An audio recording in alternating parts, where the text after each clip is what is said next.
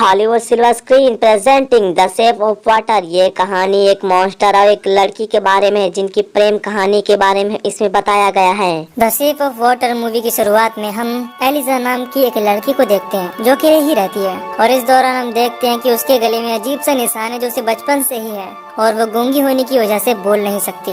इसके बाद वो अपनी फ्रेंड गेल्स के पास पहुंचती है जो कि उसका पड़ोसी भी है। फिर हम देखते हैं कि एलिजा एक गवर्नमेंट लाइब्रेरी में काम करती है जहाँ पर उसकी एक फ्रेंड भी है जिसका नाम जेल्डा है। जब वो दोनों लैब में होती हैं तो वहाँ पर एक नया साइंटिस्ट आता है जिसका नाम रॉबर्ट होता है। तभी वहाँ पर एक वाटर टैंक लाया जाता है जिसके अंदर कोई क्रीचर बंद था और उसे कर्नल रिचर्ड नाम का एक आर्मी ऑफिसर अपने साथ लेकर आया था। इसीलिए जेल्डा और एलिसा को वहाँ से बाहर कर दिया जाता है। फिर अगले सीन में हम देखते हैं कि लैब में रिचर्ड घायल हो जाता है। ये देखकर एलिजा और जेल्डा बहुत डर जाती हैं। फिर जब वो दोनों खाना खा रही होती हैं तभी डॉक्टर फ्लेमिंग उन्हें अपने साथ लैब में चलने के लिए कहता है। जब वो लैब में पहुंचती हैं तो उनके चारों तरफ खून ही खून होता है।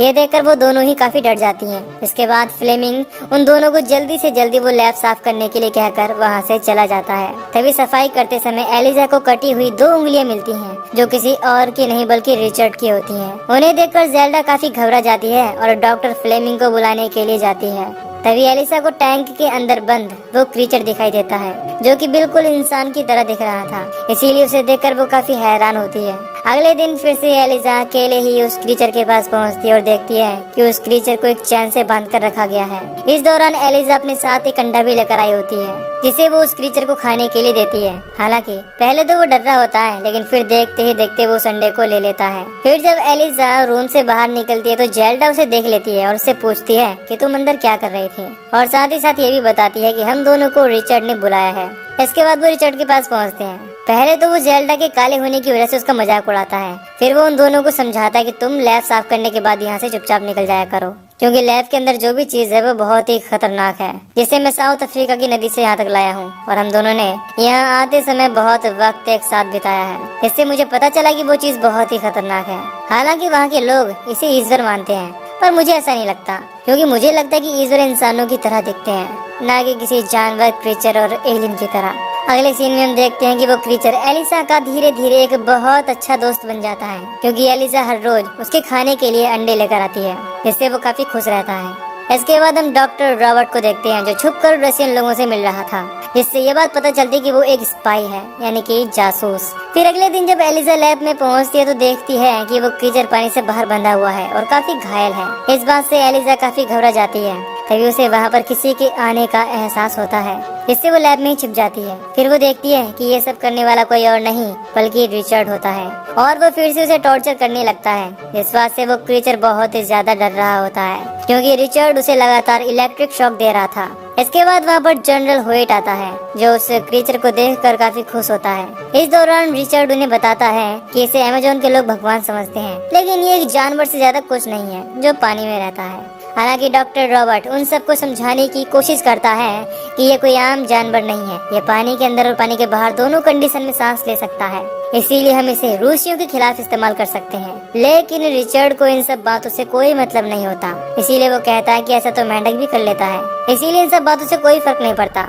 तभी वो क्रीचर बेहोश हो जाता है। ये देखकर डॉक्टर रॉबर्ट उसे पानी में डालने के लिए कहता है लेकिन वो उसकी बातों को इग्नोर कर देते हैं। फिर रिचर्ड जनरल होइट से उस क्रीचर का ऑपरेशन करके उसे चेक करने की परमिशन मांगता है जिससे वो उसके शरीर की बनावट को समझ सके।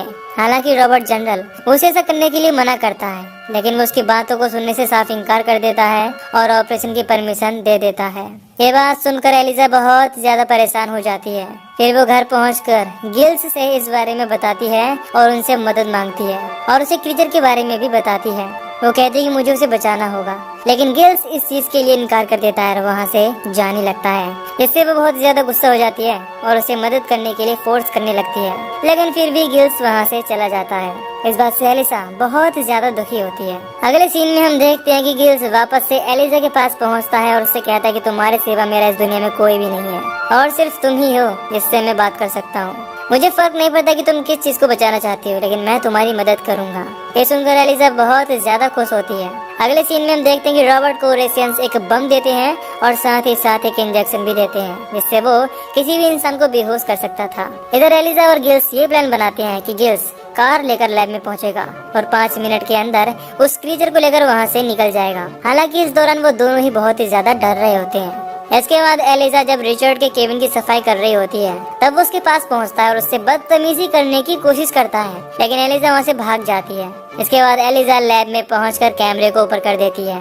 इधर रॉबर्ट रिचर्ड के पास पहुंचता है और उसे क्रीचर का ऑपरेशन करने के लिए मना करने की कोशिश करता है, क्योंकि इस चीज में बिना कारण के वो मर सकता है। इसीलिए वो वहां आकर उससे और वक्त मांगता है, लेकिन रिचर्ड इस चीज के लिए साफ मना कर देता है और कहता है कि अगर वो मर भी गया तो तुम्हें कुछ न कुछ सीखने को ही मिलेगा, क्योंकि एक लैब है और मुझे भी अपना काम खत्म करके जल्दी से जल्दी यहाँ से जाना है। उसकी बातों से रॉबर्ट समझ जाता है कि वो कितनी भी कोशिश कर ले, लेकिन रिचर्ड उसकी एक बात नहीं सुनेगा। इसके बाद हम एलिसा को देखते हैं जो उस क्रीचर को बाहर निकालने की कोशिश कर रही होती है, लेकिन उसके गले में चैन बंधी थी जिसे वो खोलने में नाकाम रहती है। तभी वहाँ पर रॉबर्ट पहुँच जाता है, जिसे देखकर पहले तो एलिसा डर जाती है, लेकिन बाद में डॉक्टर उसे समझाता है कि तुम बहुत ही स्मार्ट हो। फिर वो उसे चाबी दे देता है। इससे एलिसा क्रीचर के गले में बंधी हुई चैन खोल देती है।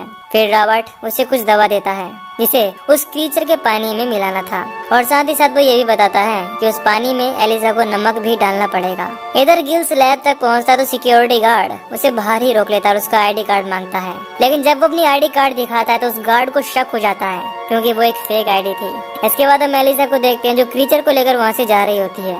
तभी ज़ेल्डा उसे देख लेती है, इसीलिए वो उसे ऐसा करने से मना करती है और समझाने की कोशिश करती है कि ये गलत है। इसके बाद हम रिचर्ड को देखते हैं जिसे गिल्स की गाड़ी को देखकर शक हो जाता है और वो उसे रोकने के लिए गार्ड को कॉल करता है, लेकिन गार्ड कॉल पिकअप नहीं करता क्योंकि वो गिल्स की आईडी चेक कर रहा था। फिर गार्ड समझ जाता है कि गिल्स की आईडी फेक है, इसीलिए वो उसे गन से शूट करने की धमकी देता है और गाड़ी से बाहर निकलने के लिए कहता है। तभी रॉबर्ट का लगा हुआ वो रशियन बम फट जाता है, जिससे वहाँ की लाइट चली जाती है। तभी रॉबर्ट उस गार्ड को बेहोश होने का इंजेक्शन लगा देता है, जिसके बाद वो सब मिलकर उस क्रीचर को लेकर वहाँ से चले जाते हैं। इस दौरान वो रिचर्ड की नई गाड़ी को भी तोड़ देते हैं। हालांकि रिचर्ड उन्हें रोकने की पूरी कोशिश करता है, लेकिन वो इस चीज में पूरी तरह से नाकाम हो जाता है। इधर एलिसा घर पहुंचकर उस क्रीचर को बाथ टब में डालती है, लेकिन तब भी उसकी सांसें नहीं आ रही थी। इससे एलिसा काफी डर जाती है और भागकर नमक लेकर आती है और उस बाथ टब में डालती है। इससे उस क्रीचर को वापस से सांस आने लगती है। ये देखकर एलिसा और गिल्स बहुत ही ज्यादा खुश होते हैं। इसके बाद हम लैब का सीन देखते हैं जहाँ पर रिचर्ड को वो बम मिल जाता है जिससे लाइट को खराब किया गया था, और क्योंकि वो एक रशियन डिवाइस था और क्रीचर को चुराने के लिए गिल्स ने भी फेक आईडी यूज की थी, इसीलिए उसे लगता है कि रशियन लोगों ने वहाँ पर अटैक किया था और उस क्रीचर को चुरा कर ले गए हैं। अगले सीन में रिचर्ड एलिसा और उसकी फ्रेंड ज़ेल्डा से पूछताछ करता है कि क्या उन्होंने कुछ ऐसा देखा जो उन्हें अजीब लगा हो, लेकिन वो दोनों इस चीज के लिए साफ इनकार कर देती हैं। इसके बाद हम उस क्रीचर को देखते हैं जिसका गिल्स ध्यान रख रहा होता है, लेकिन वो सो जाता है। तभी वो क्रीचर वहाँ से निकलकर गिल्स के रूम में पहुँच जाता है।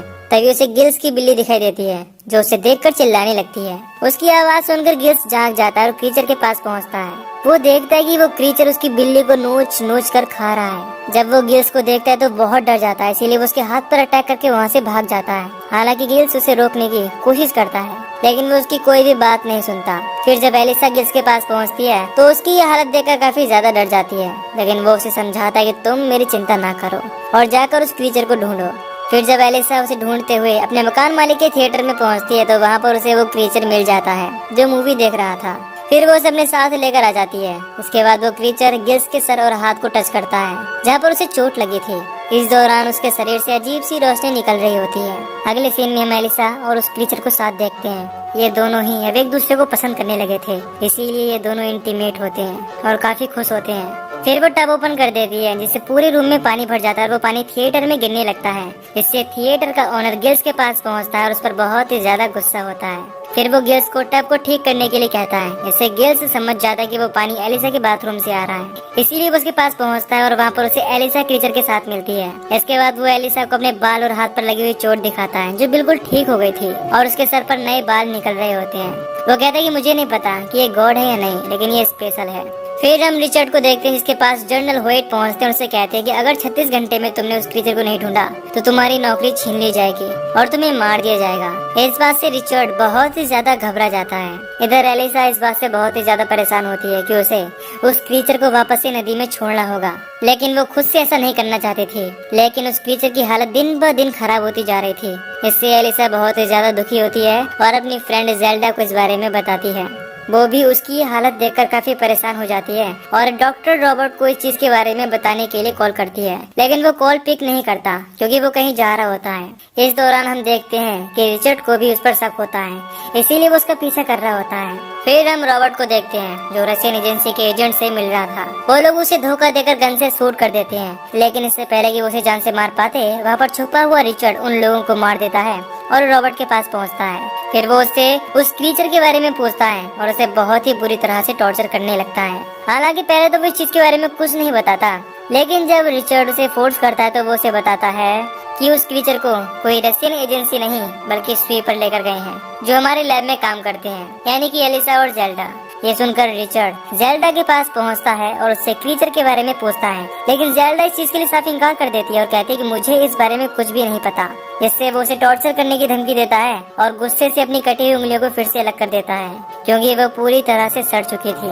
ये सुनकर वहाँ पर बैठा हुआ उसका हस्बैंड बहुत ही ज्यादा डर जाता है और रिचर्ड को बता देता है कि वो क्रीचर एलिसा के पास है। उसे ये बात इसीलिए पता थी क्योंकि उसने जेल्डा को एलिसा से बात करते हुए सुना था। फिर रिचर्ड के जाने के बाद जेल्डा एलिसा को वार्न करने के लिए कॉल करती है। हालांकि उसका हस्बैंड उसे रोकने की कोशिश करता है, लेकिन वो उसकी बात नहीं मानती और एलिसा को रिचर्ड के बारे में बताती है। इधर रिचर्ड जब एलिसा के रूम में पहुंचता है तो वहाँ पर उसे कोई भी नहीं मिलता, जिससे वो बहुत ही ज्यादा परेशान हो जाता है। तभी उसे कैलेंडर पर नोट लिखा हुआ मिलता है। इससे वो समझता है कि एलिसा उस क्रीचर को नदी में छोड़ने वाली है, इसीलिए वो वहाँ पहुँच जाता है और गिल्स पर अटैक करके उसे बेहोश कर देता है। फिर वो उस क्रीचर और एलिसा दोनों को गन से शूट कर देता है। तभी रिचर्ड पर गिल्स अटैक करके उसे जमीन पर गिरा देता है और फिर एलिसा के पास पहुँचता है। उसी समय देखते ही देखते वो क्रीचर फिर से उठ खड़ा होता है और अपने घाव को ठीक कर लेता है। इसके बाद वो रिचर्ड के पास पहुंचता है जो क्रीचर को जिंदा देखकर काफी हैरान होता है और कहता है कि तुम सच में गॉड हो। उसी समय वो क्रीचर उस पर अटैक करके उसका गला काट देता है। इसके बाद वो एलिसा को लेकर पानी में कूद जाता है। इसके बाद वो पानी के अंदर एलिसा को किस करता है और उसके गले में बनी हुई निशान को टच करता है। इससे वो निशान मछलियों की तरह गिल्स में बदल जाता है और देखते ही देखते एलिसा को होश आ जाता है। फिर हमें गिल्स बताता है कि इसके बाद उन दोनों ने अपनी जिंदगी खुशी खुशी बिताई और इस चीज का मुझे पूरा विश्वास है। और गिल्स के इन कुछ अच्छे शब्दों से इस मूवी की समाप्ति यहीं पर समाप्त हो जाती है। आई होप मेरी एक्सप्लेन आप लोगों को पसंद आई होगी। अगर हाँ तो वीडियो को लाइक और चैनल को सब्सक्राइब जरूर कर दें। मिलते हैं नेक्स्ट वीडियो में।